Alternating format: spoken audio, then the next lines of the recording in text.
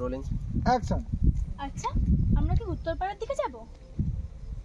ঠিক আছে, আচ্ছা আরেকটু এদিকে তো, আরেকটু এদিকে কাকে বলছিস? আরেকটু এদিকে, ওই দিকে করে ঠিক আছে।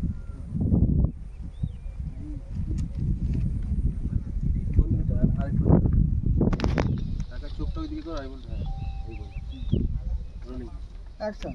আচ্ছা আমরা কি উত্তরপাড়ার দিকে যাব? কাটো।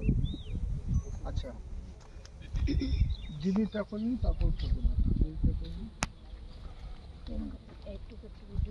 দিদি ওর দিকে লোক দিয়ে কেন হঠাৎ উত্তর কথা বলছো?